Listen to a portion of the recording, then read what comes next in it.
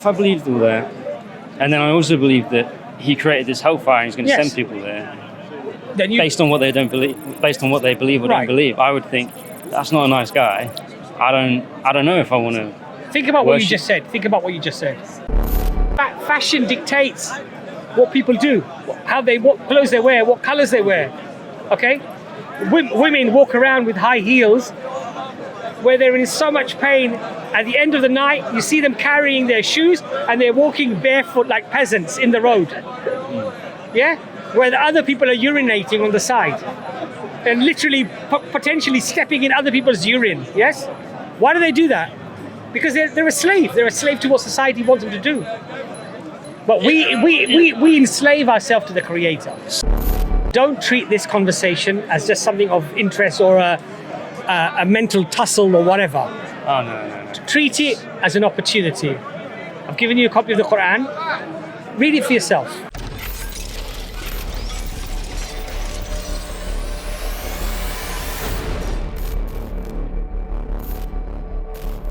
Person who doesn't care.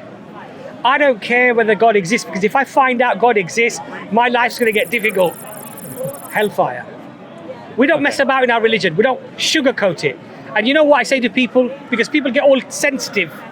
Oh, how will God throw anybody in the fire? How will this happen? That's a horrible thing. I say, yes, it's a very horrible thing. It's a very horrible thing. But guess what?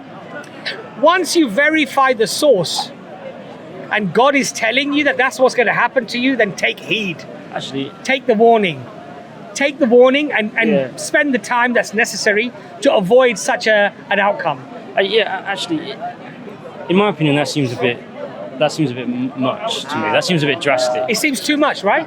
Yeah. But you know what? It doesn't matter what you think. It doesn't matter what. No, it doesn't. It doesn't matter what I think either. It doesn't matter to God if he exists. No. But it doesn't matter what you think or I think. You know why? What matters and what you need to verify. It matters in the context of the conversation, because I want to get. I don't mean you don't matter. I don't mean your opinion doesn't matter. Yeah, I'm just trying to explain to you that it doesn't ultimately. It does not matter about your sensibilities or my sensibilities. It doesn't matter what social consensus has geared us to believe what's fair or unfair.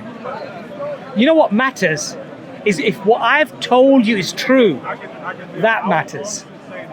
If God actually did say that is what's going to happen, that's the ultimate truth that matters. Everything, if the whole world says, I think going to hell is unfair, I think it's unjust, I think it's too harsh, I think that's not really how it should be, who cares?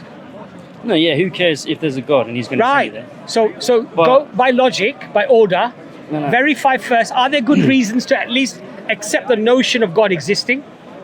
If there are some good reasons, yes, there are possibilities. Okay, the Quran claims to be from this God, right? Yeah. What's this miracle they keep claiming it's a miracle? Let me study what those miracles are.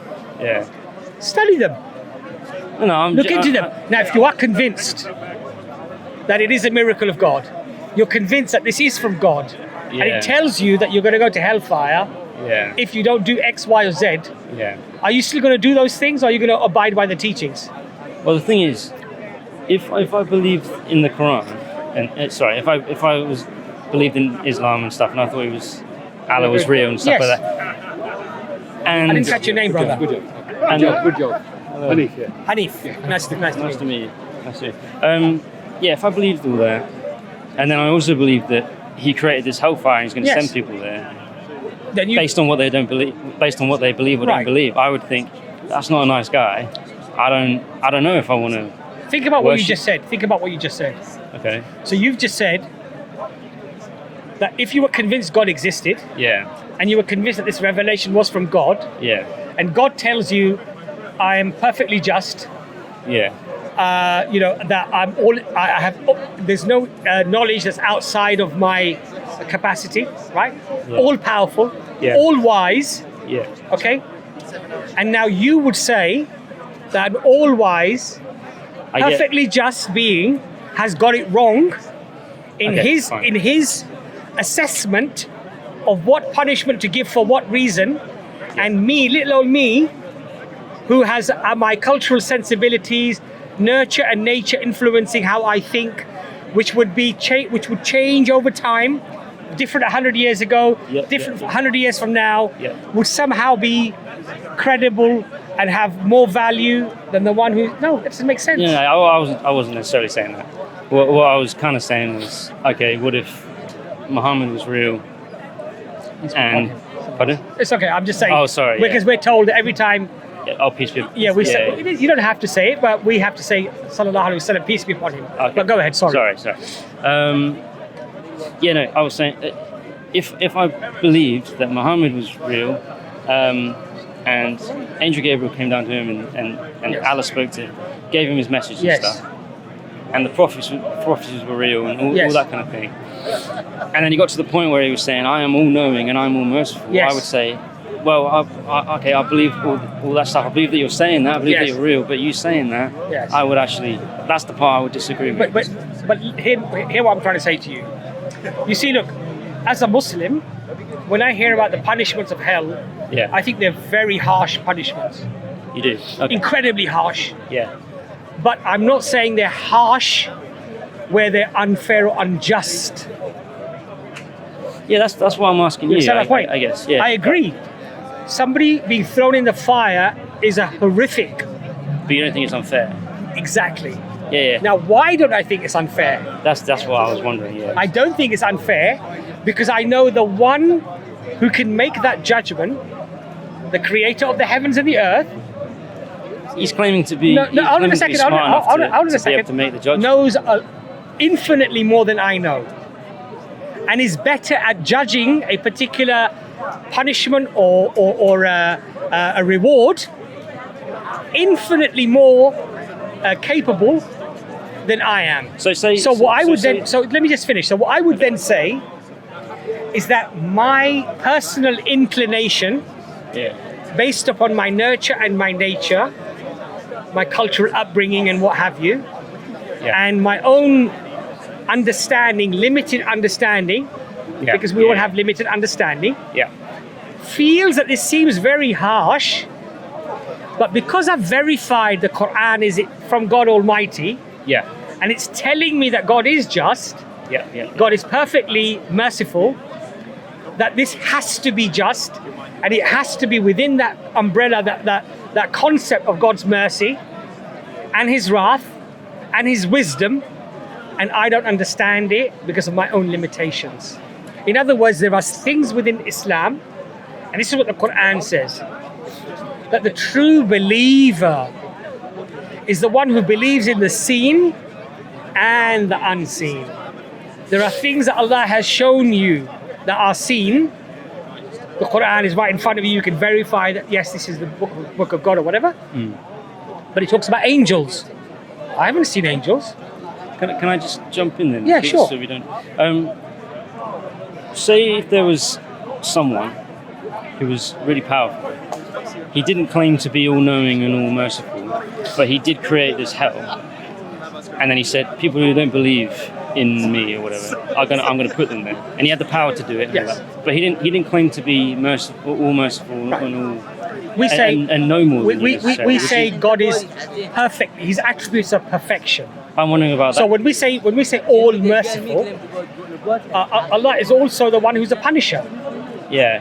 So the all wise knows when Allah will give mercy, when He will bestow mercy, but He's all wise as well. So therefore, there is a time when there might be punishment. Yeah. So it's not about merciful at all times. We don't believe God is merciful at all times in terms of there are times when God will punish. But that's because that falls within the concept of God being all wise. So his attributes are all what God is, basically.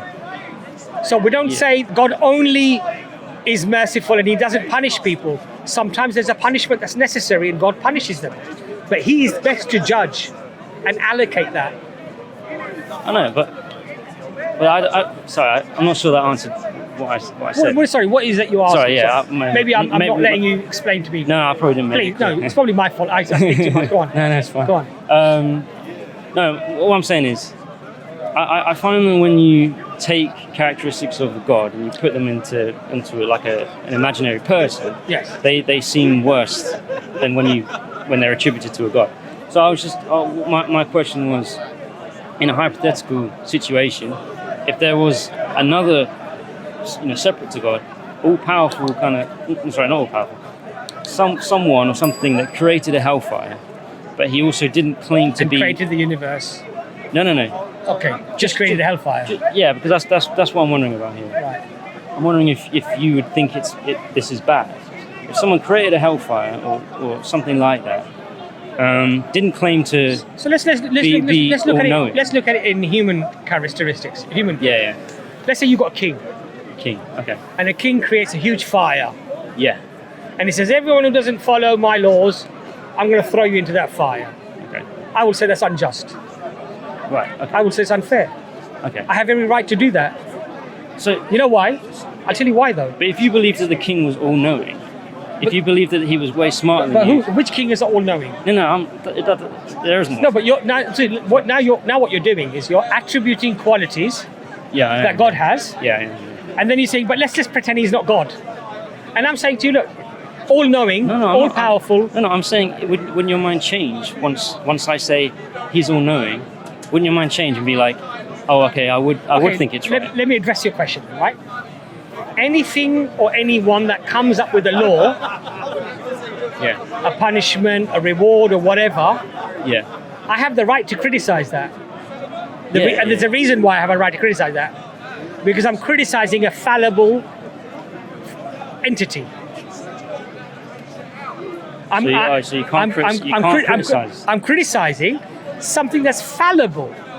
So you In can't other words, that criticize- could be wrong or right.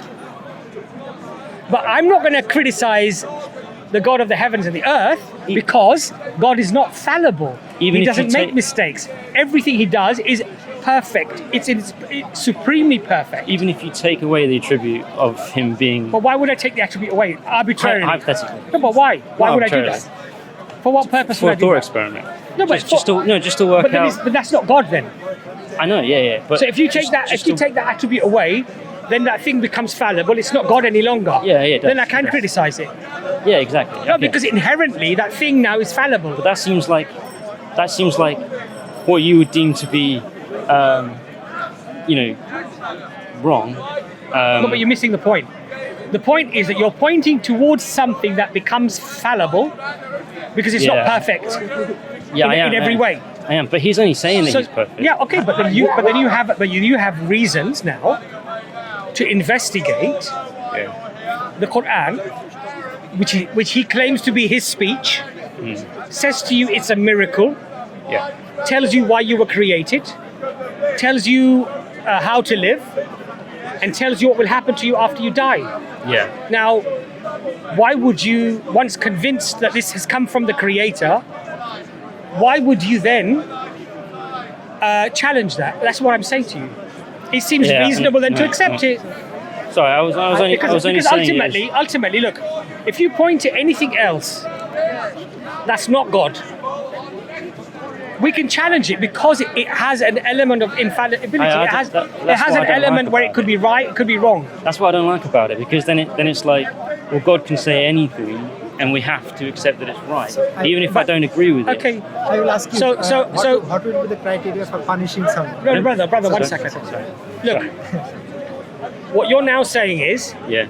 the all-powerful, the all-knowing, the all-wise God says something to you, and because it doesn't agree with you, you think it's okay to then challenge that. Absolutely. Yeah? If I don't agree with something, I think it's okay to Okay, challenge it. Yeah. so you not agreeing with something, could you be wrong? Yeah. Absolutely. Could God be wrong? If he's All-knowing, all-wise? No. No. So if your Guess not. your opinion on a matter doesn't line up with God's opinion on a matter, by necessity, I guess. as an absolute, God has to be correct. Yeah. You have yeah. to be wrong. I guess so. If he actually is all-knowing, rather than just claiming to be all-knowing. But this is the point, though. That we But have that wasn't actually what my point was. no, because your point was, Yeah. if there's something out there, Yeah. let's say he's not all-knowing, let's say he's not all this, let's say he's not all that, and he created a fire, right? Yeah. What I try to explain to you is now you've described something that's not God. I know. And you've described something. Purpose. But you've described something that does not have the absolute truth on things. Yeah. So I could challenge that. So yeah, but and you're not going to be in a position where God can say something, and you're going to think, "Oh, that's terrible," but I have to do it. Or I Yeah, have of to course, I agree don't with it. understand that, but I accept it on faith. Yeah, that's what I don't like about it. Because couldn't God come along and say, "It's now right to murder people"? Well, but it doesn't say that. I know he doesn't. Look, the things within Islam, in terms of morality, okay, people might have a slight different opinion on it. Yeah. But Islam does not allow you to go and kill an innocent person. So I wasn't saying that. I'm just saying, Islam does not allow you to take the rights of somebody. It doesn't allow you to steal. It doesn't allow you to do things that are immoral, basically. Yeah. Now, in modern society, some things might be viewed as immoral. But throughout human history, they weren't. And modern society has to argue from a sense of social consensus. Because most of us believe such and such thing, I'm going to accept such and such thing. But our paradigm is not what society tells us is appropriate or inappropriate. Because it's fluid. What society accepts today, in 50 years will change. Yeah. In 100 years will change again. Yeah, I think that's a good thing. What was there 50 years ago has changed today. Yeah. Our paradigm is we establish that this Quran is claiming to be a miracle of God. Yeah. I do my investigation through my reason, through whatever intellect I have, and I come to a conclusion that it is indeed a miracle of Allah. Now, I've used my intellect, I've used my reason. Now it tells me the angels exist. I haven't seen angels. It tells me hellfire exists. I haven't seen hellfire. It tells me I'm going to be resurrected after I die. I haven't seen people get resurrected. Why do I believe those concepts? Okay, fine. I believe them because I verified the source. I've validated the source. The source is from God Almighty to me. I'm convinced of that. I would say humbly, now I would be a fool if I didn't accept it. I wasn't saying it like that's a way to disprove it. I was saying it more like that poses an issue for me in as much as the situation that I might be put in. And that's where the arrogance comes in. Well, I'm being arrogant. No, I'm not saying you're an arrogant person. Okay. I'm saying arrogance creeps into all of us because we think we know better. Because we think we have a better take, a better understanding about what is appropriate and not appropriate. And that's what I'm trying to explain to you. And this is what Allah says. Allah says that some people take their self to be gods. What does Allah mean by that? In other words, God is telling you one thing, but they want to believe something else. God is telling you to do one thing, but they want to do something else. Because they think that is better. They become their own lords, their own gods. Or Allah says in the Quran that you can shackle yourself to 100, 1,000 lords and gods, or you can shackle yourself to one. Because everyone follows something. They follow someone.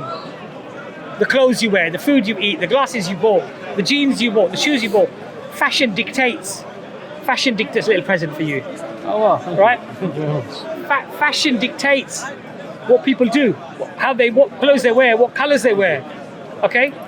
Women walk around with high heels where they're in so much pain. At the end of the night, you see them carrying their shoes and they're walking barefoot like peasants in the road.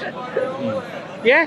Where the other people are urinating on the side and literally potentially stepping in other people's urine. Yes? Why do they do that? Because they're a slave. They're a slave to what society wants them to do. But we enslave ourselves to the Creator. Slave might be a bit of a... When we say slave, we mean that whatever we are told, we accept and we do. It doesn't mean that you're literally watch. I know. We're not talking about that slave. I mean. So when a girl looks at some high heels and thinks, I like the look of them. I look nice. I'll look nice in them. Is that what you mean? But she's you can't really get around. What I'm trying to say to you is that everything we do often is the validation of others, because others are telling you that this is the right thing. Right. So when a social consensus tells you, actually, you know what, to wear this color like this, like that, and do this, that's like 80s. People used to dress like that in the 80s. You look like an idiot. Don't dress like that. Flares. You're walking around in flares. That was in the 60s. Okay. Maybe the 70s. Yeah. You walk around like that, people will think you're in a costume. What I'm trying to say to you is, we all conform to our social consensus in some capacity. We're all enslaved. We're all, in this matrix, in this system. We think we are free thinkers. We think we are making all our own decisions, but we actually lack the appreciation of just how much influence our lives have, I agree with that. and how much control we have in terms of what we can do, what we can say, where we can go, where we can't go, right? Yeah, if we were born hundreds of years ago, we'd think very differently. Very differently. Well, So that's what I'm trying to say to you, that when the Quran says something to us, and it counters our inclinations and our feelings and our perceptions, we reject our perceptions, we reject our feelings, we reject the fallible and the frailties of our limitations to the one and only who knows everything, is all wise, is all powerful. Would there be a line for you? Would there be anything that God could say that where you'd be like, oh, that's too much, I don't agree with that? We don't have that though. That's the point I'm trying to make to you. No, I know you don't have it. I'm just wondering. No, but now what you're questioning, what you're saying to me is, if God inherently asks you to do something unjust, wouldn't you find that to be unjust? Yeah. Yeah, but God doesn't ask us to do anything unjust, so we don't have to come to that issue. We're not in that issue. We don't have that problem. No, but you can only say that because God's saying, because God is what some people say to you, if God asks you to kill a child, would you say that it was correct to then go and kill that child? Yeah. That's what people say, right? Okay, yeah. Okay. That's a good question. But God is all just, God is all fair, and God hasn't asked me to kill the child because inherently that is an unjust thing to do. So what you're actually saying to me is, no, hold on a second. Let me just finish. What you're inherently asking me to say, asking me is, am I going to do something? If God was inherently unjust, would you recognize it to be unjust? And what I'm saying to you is that God is just, and everything God has said is just, and that's the paradigm I need to think about. Why would I think about a paradigm a hypothetical that doesn't exist? Now the point is this: as somebody who doesn't believe, the onus is upon you to say, well, actually, you have this concept in Islam. I think it's inherently unjust, and I can have that conversation with you. Oh, okay, fine. But I don't believe that there is anything that's unjust. I wasn't planning on coming out I know, and saying that you're saying you are unjust. I'm just trying to explain, because what people sometimes say is that they attribute a quality to God that God himself has said doesn't exist. In other words, you're attributing a quality of being unjust. Yeah. And then you're saying, if God told you to be unjust, would you be unjust? Would you say that was correct? And it goes against the very definition of what God is. So I would say it's a nonsensical question. Because God is just, and therefore everything God has said is just. I'm wondering if you think he's just because he's saying he's just, or because his character and his actions are illustrative of that to you. That's the point of the question, I think, because I want to know, would there be a line where just because God says he's just, how do you know that he is just? That's what you're saying. Yeah. Okay. Once you verify that the Quran is from that creator, that's an if, of course, right? In your case, you still need to do that, right? Yeah. Hypothetically, if you have. Right. Once you've verified that, the only information you have about that creator is from that book anyway. But how do you... No, hold on a second. So the only information about that creator you have is from that revelation that you verified to be from God. Yeah. And if God says, I'm just, that's the only thing God can be. Because otherwise what you're saying is that, could God be lying to me? Yeah. Right. What reason would you have to believe that God would be lying to you? Other than No, I think hypothetical. I think more. Why? If you've proven some things, let's say for argument's sake, you've proven some things in the Quran that are true. You've proved 90% of it's true. That doesn't mean that the rest of it is necessarily true either, right? So you've looked at the Quran and you're like, this part's true, this part's true. This is the word of God. And then the part where he's saying, I'm just. That part must be true as well. I'm just wondering how have you determined that part's true as well? Well, let me ask you a question, right? Yeah. Let's say you have this doubt. Okay. How do I know God is actually just? Yeah. Yeah. Okay. What's your option now? It's an option. Yeah. What's your option? You've already now verified the book is from God. Yeah. Oh, my God's option's telling you He is just, that he's and God's lying, telling you that you need to he's do wrong. these things to achieve salvation. Yeah. Okay. You're being, let's say, hyper-skeptical. You say, well, how do I know that God is being honest here? No, well, it is hyper-skeptical because I'll tell you why it's hyper-skeptical. Because you're now saying that a being that is all intelligent, all knowing, No, all I'm- powerful, I'm all questioning powerful. I'm questioning those bits. I understand what you're saying. I understand what you're saying. But this being has created me, right? Told me to do certain things, but he's not going to be just or fair towards me. He's Yeah. going to judge me unjustly. Yeah. What I'm asking you now, I would say that's a form of hyper-skepticism, but I would say to you, what alternative do you have now, even if that was a reality? In terms, In terms of how you should lead your life, in terms of what you should accept. Yeah. Well, What's your alternative? What's your alternative? You ain't got no choice, mate. You still got to follow it. Yeah. You still have to follow it if you want to get into heaven. Right. Yeah. But what I'm saying is that would be You're not satisfied. that position that you've just been put in, you just found yourself in, would suck because First of all, you're asking a hypothetical question, right? I am asking. Yeah. Because there's certain things that I'm granting that I the don't point, believe. the point that I'm trying to make to you is that once you've verified that this book is from God, Yeah. the only information you have about God now is from that book. Yeah. I would say reasonably and sensibly, once you've verified it's from God, it seems reasonable to accept what it's telling you.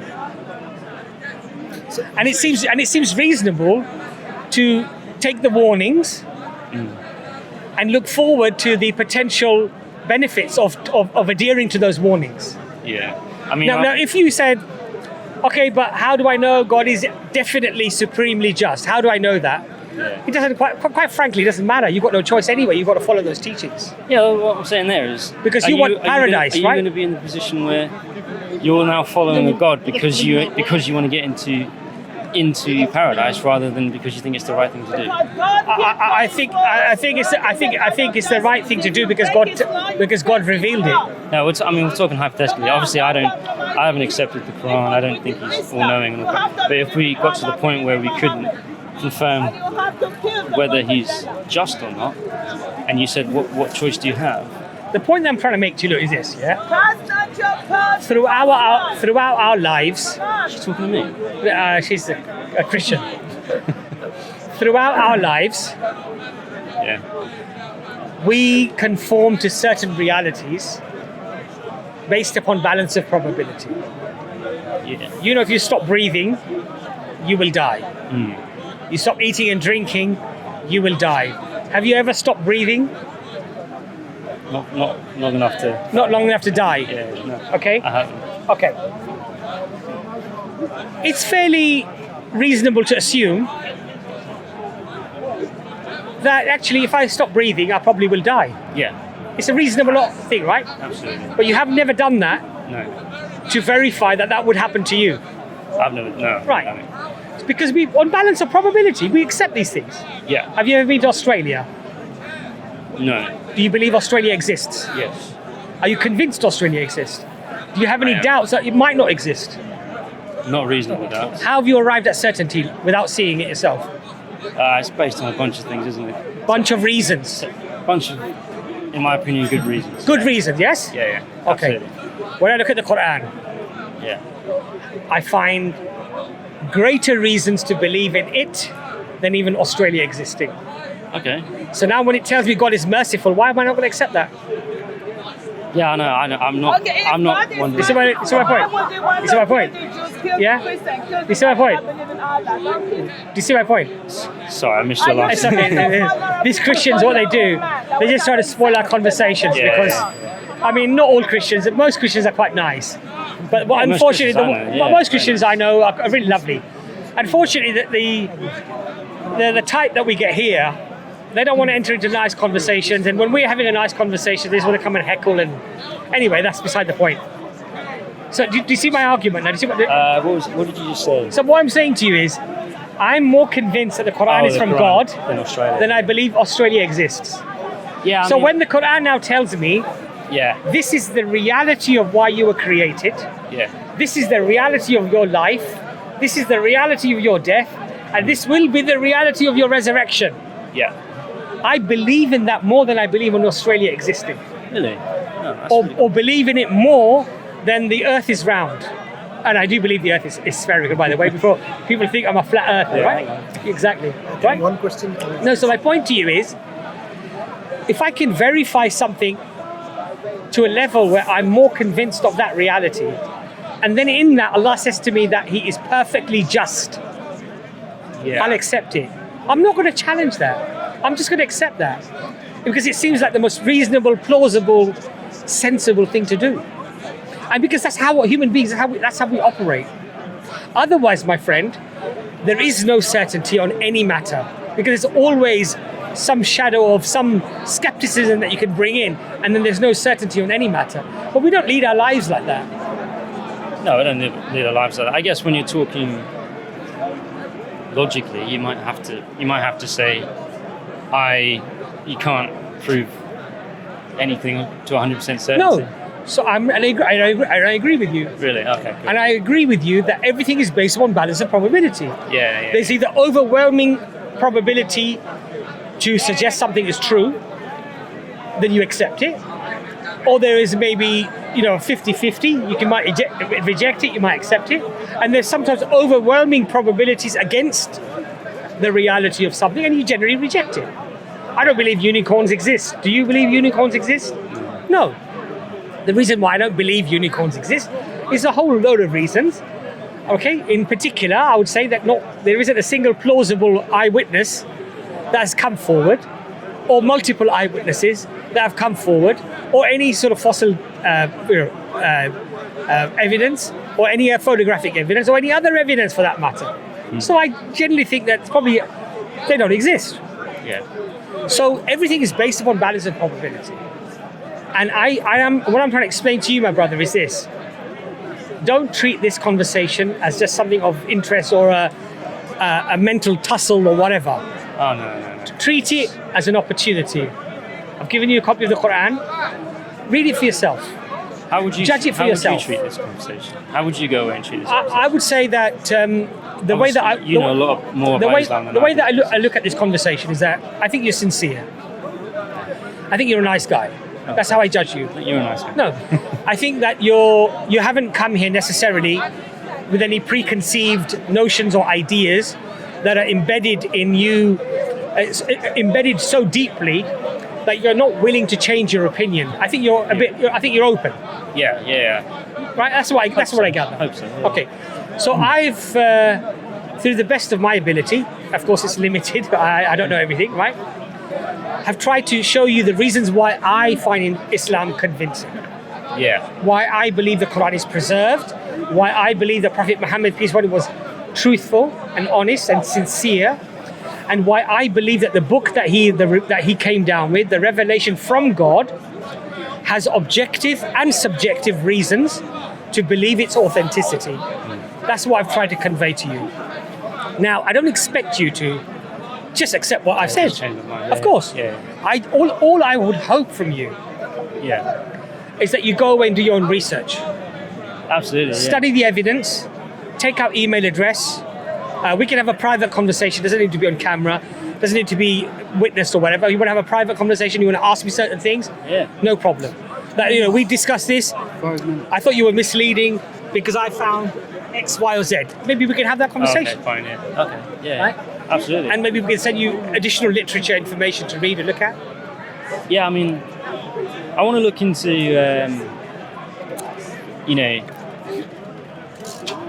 the whole producer chapter like it Yes, kind of thing. yeah. I'd be interested. I find it interesting. Yeah. I'm not sure. Yeah, that's the one. Yeah. I'm not sure that it would necessarily convince me. I'm not saying it wouldn't, but I think it would need a lot. I think it would Look. need, like the prophecy example. I think Look, that would if you need a- were illiterate and you were 40 years old yeah, and you said, right, I'm going to write a book in the English language yeah, using English, yeah.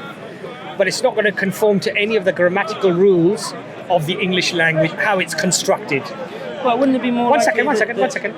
that it would abide by the grammatical No, but it rules. didn't. That's the No, point I'm trying to make to you. that's the point. I think that's the point I'm making. If he was literate, then it would abide by the grammatical rules. No, but the point I'm Right. trying to make to you here is it easier to abide by the grammatical rules that are already known in society and often practiced and verbalized?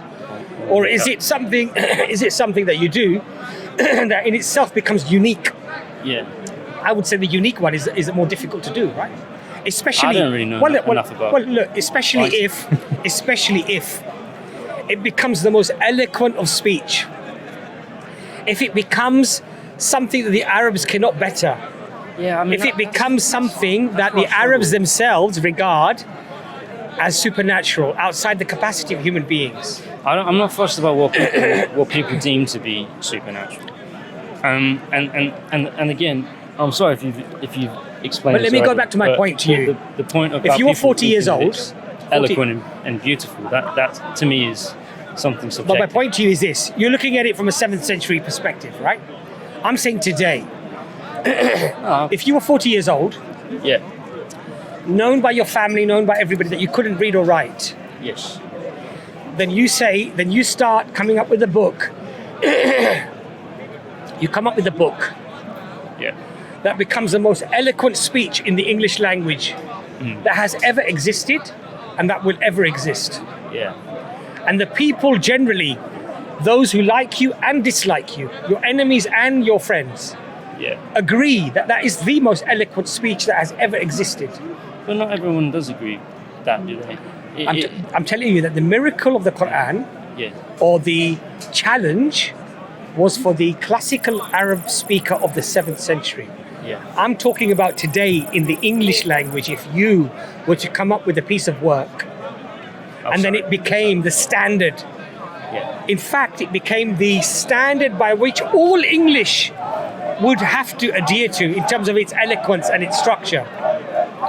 Yeah. Yeah. And not only that, but you would come up with legislation that would be relevant today and even in 14 centuries later.